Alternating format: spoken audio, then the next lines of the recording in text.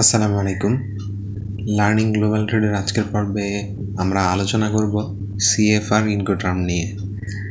আমরা বিগত পর্বগুলোতে প্রতিটা ইনকোটার্ম নিয়ে বিস্তারিত আলোচনা করছিলাম, তো সেই আলোকে আজকে আমরা সিএফআর ইনকোটার্ম নিয়ে বিস্তারিত জানার চেষ্টা করব ইনশাল্লাহ।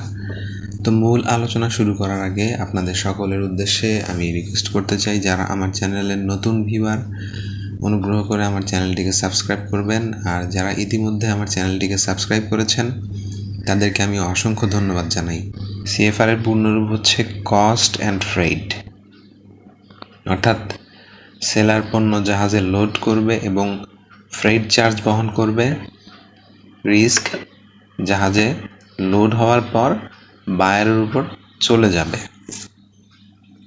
অর্থাৎ সিএফআর ইনকোটার্ম কি আমরা যদি একটু বিস্তারিতভাবে বলি, যে কস্ট অ্যান্ড ফ্রেইট হলো এমন একটি টার্ম যেখানে বিক্রেতা বা সেলার পণ্য জাহাজে তোলা পর্যন্ত সমস্ত খরচ এবং পণ্য গন্তব্য দেশ পর্যন্ত পৌঁছানোর যে সি ফ্রেট রয়েছে, ফ্রেট চার্জ, সেটি বহন করবে।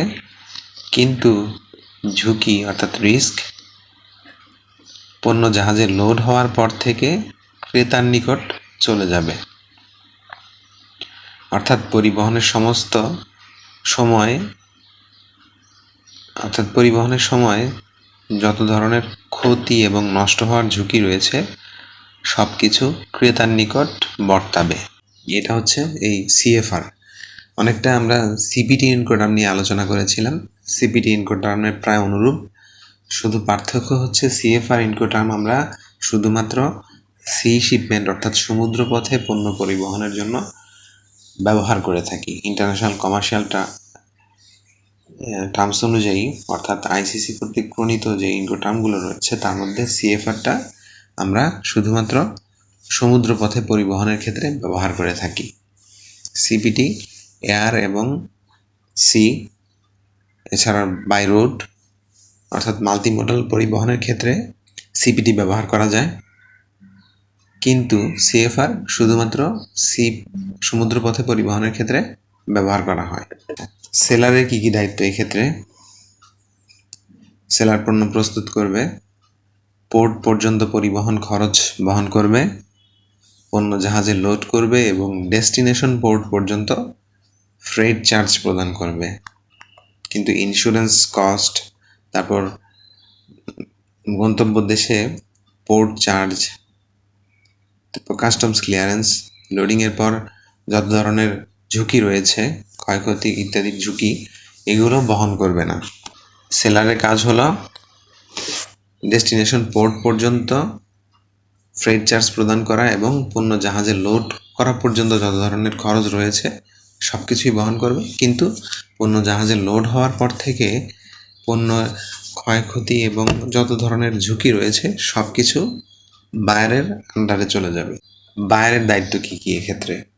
পোর্ট চার্জ প্রদান, ক্লিয়ারিং এবং ফরওয়ার্ডিং, কাস্টমস ডিউটি এবং ট্যাক্স, এবং ডিসচার্জ পোর্ট থেকে তার নিজস্ব ওয়্যারহাউস পর্যন্ত পৌঁছানোর যে খরচ রয়েছে, ট্রান্সপোর্টেশন কস্ট, সেগুলো বহন করবে। ইন্স্যুরেন্স কস্ট বেয়ার করবে বায়ার। এক্ষেত্রে একটা উদাহরণের মাধ্যমে যদি আমরা দেখি, যে বাংলাদেশের ধরুন চীন থেকে গার্মেন্টস কোম্পানি ফেব্রিক আমদানি করবে। এখন তারা তাদের ইনভয়েসে ইনকোটার্ম উল্লেখ করা হলো যে চট্টগ্রাম সিএফআর, চট্টগ্রাম সিপোর্ট, অর্থাৎ সিএফআর চট্টগ্রাম উল্লেখ করা হলো। এখন চায়নার যে সেলার রয়েছে সে পণ্য তার বন্দর থেকে জাহাজে লোড করে চট্টগ্রাম পোর্ট পর্যন্ত যে ফ্রেট চার্জ রয়েছে সেটি প্রদান করবে, কিন্তু পণ্য চায়নার পোর্ট থেকে জাহাজে লোড হওয়ার পর থেকে যত ধরনের ঝুঁকি রয়েছে সেটি বাংলাদেশের যে আমদানিকারক, যিনি ফেব্রিক আমদানি করছেন, তার নিকট সমস্ত ঝুঁকি ট্রান্সফার হয়ে যাবে। এরপর পণ্য বাংলাদেশে চট্টগ্রাম বন্দরে পৌঁছানোর পর সেখানে কাস্টমস ক্লিয়ারেন্স, ডিউটি, ট্যাক্স প্রদান এবং পোর্ট থেকে পণ্য খালাস করা এবং চট্টগ্রাম বন্দর থেকে